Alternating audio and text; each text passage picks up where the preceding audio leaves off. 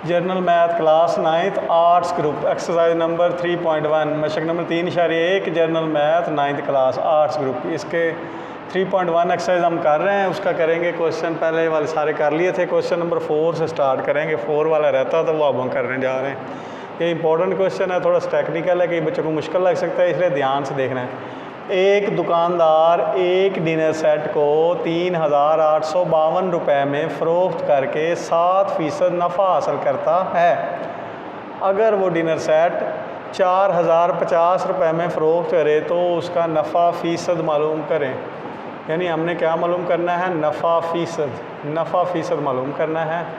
जी, यानी 3,852 रुपये में फ़रोख्त करके तो हमें पता चल गया कि वो नफ़ा 7% उसको होता है। वो कह रहा है अगर ज़्यादा पैसों की फ़रोख्त करे, अगर इतने में बेचे तो फिर कितना नफ़ा होगा। तो पहले हम क्या करेंगे? कीमत ख़रीद निकालेंगे, इतना तक हल करेंगे। पहले वाला इतना पार्ट पहले हम इतना हिस्सा हल करेंगे, इतना पार्ट हम हल करेंगे। ऊपर वाला आधा हिस्सा उसमें क्या करेंगे? ये वाली इसकी कीमत फ़रोख्त दी हुई है, कीमत फ़रोख्त दी हो और कीमत ख़रीद मालूम करनी हो तो इस तरह के हम काफ़ी सारे सवाल कर चुके हैं, तो आपको फार्मूला भी याद हो चुका होगा। तो वो हम पहले क्या करेंगे? कीमत ख़रीद मालूम करेंगे, इतना हिस्सा करेंगे। ये नफ़ा फ़ीसद है और ये क्या है? कीमत फ़रोख्त। यानी कीमत फ़रोख्त का भी हमें पता है पहले पार्ट में। पहले हाँ जी, क्या फार्मूला था कीमत ख़रीद का? वो क्या है? कीमत ख़रीद का फार्मूला क्या था? 100 ज़रब कीमत फ़रोख्त बटे 100 जमा नफ़ा फ़ीसद, ये वाला फार्मूला। अगर नुकसान हो तो फिर क्या करेंगे? माइनस लगा देंगे। ये अभी हम कीमत ख़रीद मालूम कर रहे हैं। 100 ज़रब कीमत फ़रोख्त बटे 100 जमा नफ़ा, ये अभी हम निकालेंगे। क्या निकलेगी? कीमत ख़रीद। क्या फार्मूला में पुट करें? 100। अभी हम सिर्फ पहले वाली ये वाली कीमत ख़रीद इस्तेमाल करेंगे, दूसरे वाली नहीं इस्तेमाल करें। क्या कितनी है जी? क्योंकि इसके नफ़े का हमें पता है, दूसरा नफ़ा तो अभी मालूम करना है। 100 जमा नफ़ा कितना हुआ है? ये वाला 7%। 7। हाँ जी, अब इसको 100 से ज़रब देंगे तो जवाब आएगा 7। क्या होगा? 0 2 0 बढ़ जाएंगी। अब 100 में ये जमा करेंगे तो बनेगा 107। अब हमने क्या करना है? ये ऊपर वाले को नीचे वाले पे तकसीम करना है, तो निकल आएगी कीमत ख़रीद 385200 के 107 पे तकसीम किया, कैलकुलेटर से जवाब आ गया 3600 रुपये। अभी हमें क्या निकला? ये कीमत फ़रोख्त थी, कीमत ख़रीद ये निकल आई और नफ़ा इतना था। इसका हमें पता है। दोबारा वाली कीमत फ़रोख्त ये और ये कीमत ख़रीद का पता चल गया, आधा हिस्सा हल हो गया। अब हमने क्या मालूम करना है? कीमत ख़रीद ये है, इतने में अगर बेचे तो अब कीमत फ़रोख्त ये है। अब दूसरे वाली कीमत फ़रोख्त इस्तेमाल करनी, वो कितनी है जी? 50 रुपये। अब इतने में ख़रीदा, इतने में बेचा है, तो नफ़ा क्या होगा? 40-50 में से 3600 रुपये माइनस कर देंगे। यानी जितने की बेची उसमें से जितने की खरीदी वो माइनस कर देंगे तो बाकी निकल आएगा। निकालें जी। अब 40-50 माइनस 3600 बराबर 450। 450 रुपये नफ़ा हुआ है। ये है रुपये में नफ़ा, फ़ीसद सारे पे नफ़ा, टोटल नफ़ा है 450। अब हमने क्या करना है? नफ़ा फ़ीसद निकालना है। उसका फार्मूला ही बड़ा आसान है। नफ़ा फ़ीसद के लिए ये फार्मूला होता है क्या? किसी भी चीज़ का फ़ीसद निकालना, नफ़ा बटे कीमत ख़रीद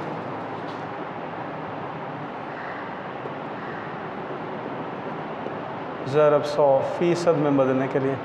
नफ़ा या नुकसान हमेशा कीमत ख़रीद पर होता है। कई बच्चे यहाँ पे फ़रोख्त लिख देंगे तो गलत हो जाएगा, कीमत ख़रीद लिखना। नफ़ा फ़ीसद निकालना है। अभी नफ़ा कितना में हुआ? खालस नफ़ा, टोटल नफ़ा इतना है 450 रुपये। हम ये कुल रकम पर नफ़ा इतना है, हमने निकालना है कि 100 रुपये पर कितना होगा। बटे कीमत ख़रीद कौन सी है? ये वाली, ये कीमत ख़रीद 3600 रुपये। ज़रब करेंगे 100, आंसर निकलेगा नफ़ा फ़ीसद। 0 से ये 0 कट जाएंगे, ये 0 से ये 0 कट जाएंगे। अब क्या करना है? 4500 को उस पर तकसीम करना है। तकसीम 36, 450 तकसीम 36 बराबर आ गया 12.5%, यानी 100 रुपये पर उसको नफ़ा कितना हुआ 12.5%। क्वेश्चन नंबर 5, 12 अशिया की कीमत फ़रोख्त 15 अशिया की कीमत ख़रीद के बराबर है, नफ़ा फ़ीसद मालूम करें। ये भी थोड़ा सा कंफ्यूज होने वाला है, ध्यान से समझना। 12 अशिया की कीमत फ़रोख्त जो है वो जितने की 15 अशिया ख़रीदी गई हैं उतने की 12 बिकी हैं, यानी थोड़ा सा नफ़ा हो, नफ़ा फ़ीसद मालूम करें। अब क्या लिखेंगे, फ़र्ज़ किया का हमें पता नहीं कीमत, तो हम फ़र्ज़ कर लेंगे। फ़र्ज़ किया एक शय या चीज़ की कीमत ख़रीद वो है 1 रुपये। हम सपोज़ कर लेते हैं, फ़र्ज़ कर लेते हैं कि हमने जो चीज़, एक चीज़ों की कीमत कितनी होगी 12 चीज़ें या अशिया, एक बात अशिया की कीमत ख़रीद कितनी होगी। अब अगर एक चीज़ की 1 है तो 12 की कितनी होगी 12 रुपये होगी। 1 रुपये की जो 1 है तो 12 चीज़ें 12 रुपये की। हाँ, ये हमें पता है, बड़ा आसान है। फ़र्ज़ कर लिया एक, इसलिए फ़र्ज़ किया कि सवाल आसान हो जाए। एक चीज़ की कीमत 1 रुपये है तो 12 चीज़ों की आ गई 12 रुपये बस। तो अब हमने सवाल की शर्त क्या है कि जो 12 अशिया की कीमत ख़रीद है, 12 अशिया की कीमत ख़रीद ये बराबर है किसके, ये लिखा पे लिखा हो 12 अशिया की कीमत 15 अशिया की कीमत ख़रीद जो है वो, अब नीचे एक और भी लिख लेगा 15 अगर अशिया हो, 15 अशिया की कीमत ख़रीद, तो 15 अशिया की कितनी होगी 15 रुपये। ये समझ लगी है इसकी, यहाँ से टेक्निकल। एक चीज़ की अगर 1 रुपये एक की ख़रीदी है तो 12 चीज़ें 12 रुपये की मिलेंगी, और वह वैसी चीज़ें 15 चीज़ें 15 रुपये की मिलेंगी। अब हमें ये बता दिया गया है कि जो 15 अशिया की कीमत ख़रीद है, 15 चीज़ें जितने की ख़रीदी हैं, 15 अशिया की कीमत ख़रीद जो है वो बराबर है किसके 12 अशिया की कीमत फ़रोख्त के। 12 अशिया की कीमत फ़रोख्त के, यानी 15 अशिया की कीमत ख़रीद 12 अशिया की कीमत फ़रोख्त के बराबर है। अब 15 अशिया की कीमत ख़रीद कितनी है 15 रुपये। 15 अशिया की कीमत ख़रीद बराबर है किसके 12 अशिया की कीमत है, तो 12 की कितनी होगी, ये 15 थी तो ये भी क्या होगी 15 रुपये, 12 रुपये। कैसे भला, ये लाइन समझने वाली है, ध्यान से फिर दोबारा देखें कि 15 चीज़ें 15 रुपये की ख़रीदी हैं, तो उसने बता दिया कि जितने की 15 ख़रीदी हैं 12 उतने की बेची हैं, तो 12 अशिया कीमत फ़रोख्त का हमें पता चल गया। अब हमने नफ़ा निकालना है। नफ़ा क्या होगा कि ये थी 12 की बेची, 12 की ख़रीदी थी और 15 की बेची, तो नफ़ा क्या होगा 15 माइनस 12 बराबर कितना हो गया 3 रुपये नफ़ा हुआ है। अब क्या करेंगे, नफ़ा फ़ीसद में बदलने के लिए हम निकालेंगे नफ़ा फ़ीसद, उसका वही फार्मूला लिखेंगे, ऊपर लिखेंगे नफ़ा बटे कीमत ख़रीद जो हमने पिछले सवाल में लगाया था ज़रब 100, ये फ़ीसद नफ़ा निकलेगा जी। नफ़ा कितना निकला, ये वाला 3 रुपये, और कीमत ख़रीद अभी हमने निकाली थी 15 अशिया की कीमत ख़रीदनी थी 12 रुपये, ज़रब 100 अपने पास है। अब क्या करेंगे, काटे इनको, 3 1 3 3 4 12 और 4 1 4 तो 25 4 100, यानी कितना आंसर आया 25% नफ़ा होगा। समझ लगी है। फिर यहाँ से समझने वाला है, उसने बता दिया है कि 15 चीज़ें जितने की ख़रीदी हैं 12 उतने की फ़रोख्त की हैं, तो इसका मतलब क्या हुआ कि 12 चीज़ों की कीमत फ़रोख्त कितने की होगी 12 रुपये होगी। तो अब क्या नफ़ा कितना हुआ 12 की ख़रीदी 15 की बेची, तो नफ़ा कितना हुआ 3। इसको फ़ीसद में बदलने के लिए फार्मूला लगाएं, नफ़ा बटे कीमत ख़रीद। हमेशा नफ़ा और नुकसान कीमत ख़रीद पर होता है, यहाँ पे फ़रोख्त कभी भी नहीं लगानी। नफ़ा बटे कीमत ख़रीद ज़रब 100, नफ़ा 3 था, कीमत ख़रीद 12 थी, ज़रब 100 किया तो आंसर आ गया 25%। क्वेश्चन नंबर 6, कीमत ख़रीद का 1/6 नफ़ा हासिल करने के लिए अगर पंखे को 1470 रुपये में फ़रोख्त करे तो पंखे की कीमत ख़रीद मालूम करें। कीमत ख़रीद मालूम करनी है, उसका हमें पता नहीं है, तो उसको हम फ़र्ज़ कर लेंगे, सपोज़ कर लेंगे कि वो है x। फ़र्ज़ किया कीमत ख़रीद जो मालूम करनी है वो है x रुपए।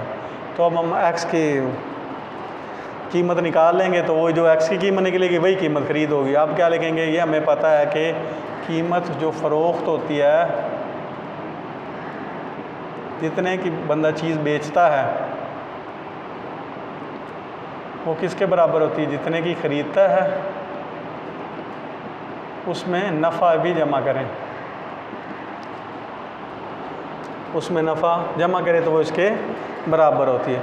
अब ये कीमत ख़रीद x है, नफ़े कीमत ख़रीद का 1/6 ये भी बीच में निकालना है। तो क्या होगा, नफ़ा यहाँ पे लिख लें, ये लाइन दोबारा, नफ़ा क्या है 1/6 x, यानी कीमत ख़रीद का 1/6 नफ़ा क्या है, कीमत ख़रीद का 1/6 यहाँ पर लिखा हुआ, कीमत ख़रीद का 1/6। अब कीमत फ़रोख्त का हमें पता है वो कितनी है जी, ये ली हुई है 1470 रुपये। कीमत ख़रीद कितनी है वो हमने फ़र्ज़ कर लिया x है, और नफ़ा कितना है, कीमत ख़रीद का 1/6 x, यानी क्या होगा 1470 बराबर है x जमा एक को x तरफ क्या बनेगा x/6।